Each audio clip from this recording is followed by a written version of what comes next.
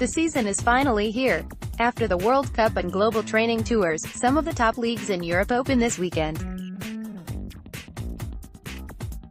Since La Liga, Serie A and the Bundesliga seasons don't start for another week, the best games to watch come from the Premier League and Ligue 1, which both begin on Friday. 5. Wolves vs Everton, Saturday, August 11th, 12:30 p.m. Eastern Time. NBCWolves and Everton aren't the biggest or most successful clubs in England.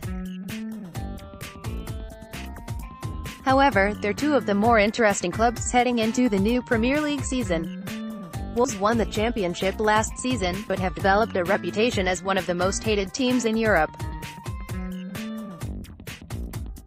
Everton are coming off of a disappointing campaign after a huge spending spree last summer. Marco Silva comes in as manager, and is tasked with improving the club's play and fighting for a top 6 spot. Wolves, through their relationship with Portuguese super agent Jorge Mendes and an Asian ownership group with deep pockets, have invested heavily in new players. The club have signed 9 Portuguese players, including Rui Patricio, João Moutinho and Ruben Neves. The 21-year-old Neves was one of the best players in the championship last season and is one of the best young players in the Premier League. Everton didn't spend as heavily as they did last summer, but they did bring in Richarlison and Lucas Digne, who will likely form a partnership on the left flank. Toffees could be a strong attacking team with Theo Walcott, Richarlison and Cenk Tosun leading the line. After struggling in his first season at Goodison Park, Gylfi Sigurdsson having a bounce-back season would only make Everton's attack better. However, while the Toffees are flush in attacking talent, they may struggle at the back. Everton's defensive woes could be multiplied under Silva, who never found an answer at Watford last season. In his 26 games in charge of the Hornets, they allowed 47 goals. 4. Nantes vs Monaco, Saturday, August 11th, 11 a.m. Eastern Time. Bein Sports. The League 1 schedule doesn't offer many great games on the opening weekend of the season. Most of the top teams from last season are playing clubs that finished in the bottom half of the table. The lone exception is Nantes vs Monaco. Nantes finished 9th, while Monaco finished 2nd last season. Monaco entered the season with high expectations. While they likely won't be able to challenge Paris Saint-Germain for the league title, they're expected to claim a Champions League spot. Nantes should again compete for a spot in the top half of the table, but likely won't be able to challenge for the top 4. Monaco have one of the brightest young midfields in Europe. Youri Tielemans was considered one of the best young players in Europe before joining Monaco. However, he was a disappointment in his first season with the club. Still only 21 years old and coming off of a good World Cup run with Belgium, Tielemans will be hoping to take a step forward this season. Monaco also beat several teams in Europe to sign Alexander Golovin, who also excelled at the World Cup.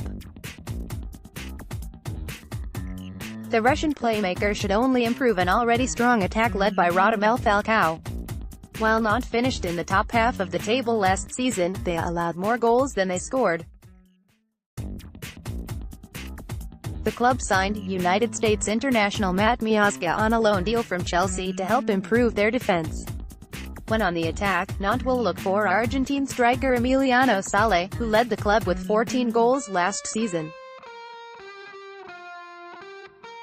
The Premier League season kicks off at Old Trafford on Friday with last season's runners-up Manchester United hosting Leicester. United are again expected to finish in the top 4 and qualify for Champions League.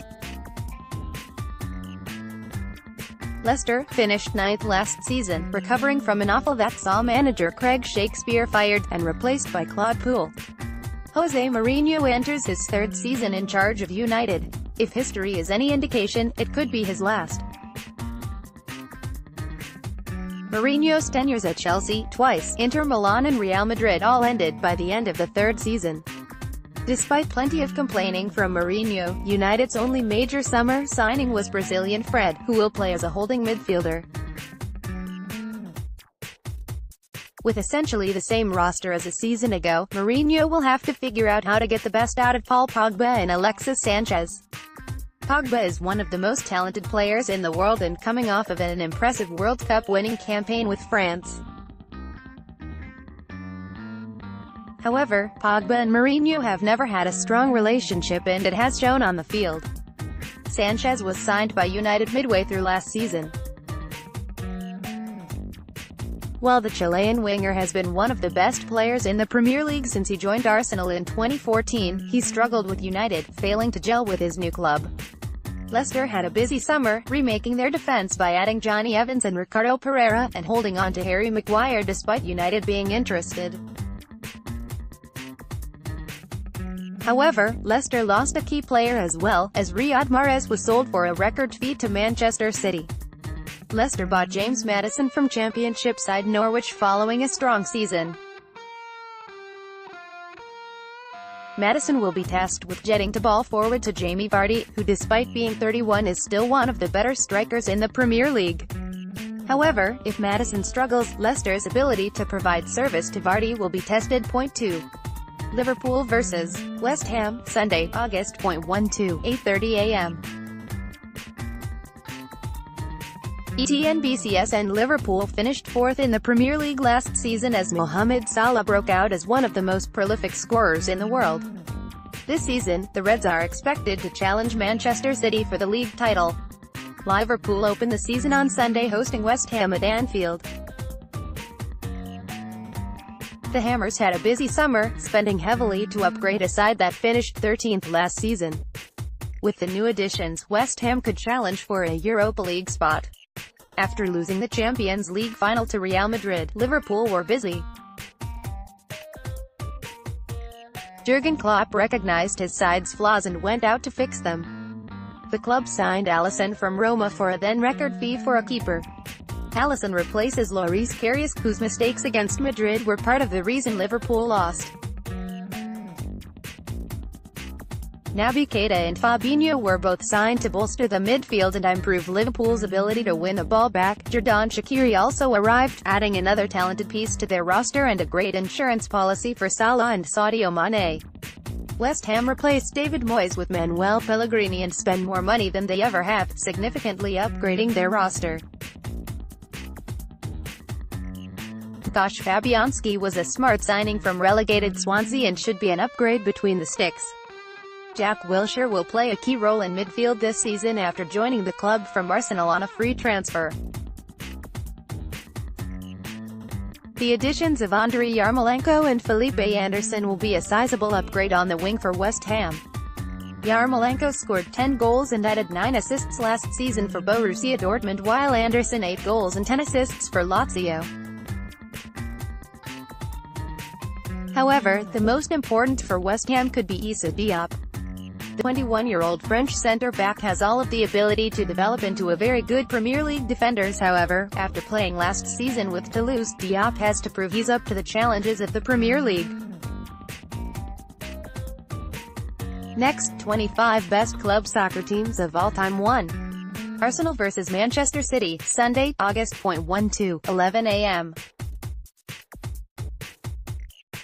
NBCSN. Whenever two of the top 6 teams in the Premier League play, it's appointment viewing. In the opening weekend of the season, defending Premier League champions Manchester City travel to London to play Arsenal. After breaking the 100-point barrier last season, the Citizens are expected to retain their title. The Gunners finished 6th last season but are targeting a top 4 finish this time. City opened their season winning the Community Shield 2-0 against Chelsea, with Sergio Aguero scoring both goals. Last season, City scored an incredible 106 goals and had a goal differential of 79. Few teams in the world can attack with the skill and ability of City, who added Mahrez in the summer to make their attack even more impressive. If stopping City wasn't a big enough challenge, scoring on them is just as difficult. City allowed the fewest goals in the league last season. The Arsene Wenger era ended at Arsenal last season after 22 years. Unai Emery was the surprising choice to replace arguably the greatest manager in Arsenal history. Emery had a successful run with Sevilla, winning 3 consecutive Europa League titles. After leaving Sevilla, Emery joined Paris Saint-Germain, winning a league title, but suffering disappointing exits in the Champions League 2 years running. Emery is getting thrown into the deep end with Arsenal, forced to start the season against one of the most dominant teams in Premier League history. The Gunners had a busy summer, but it's fair to wonder how much better they got.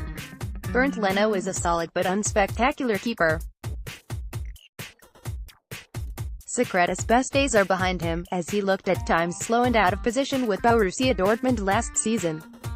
Stefan Lichtsteiner has had a great career, winning multiple league titles with Juventus. However, at 34 years old, he's unlikely to be a big difference maker on the pitch. Arsenal's best signing was Lucas Torreira, who at only 22 years old could turn into one of the best box-to-box midfielders in the Premier League.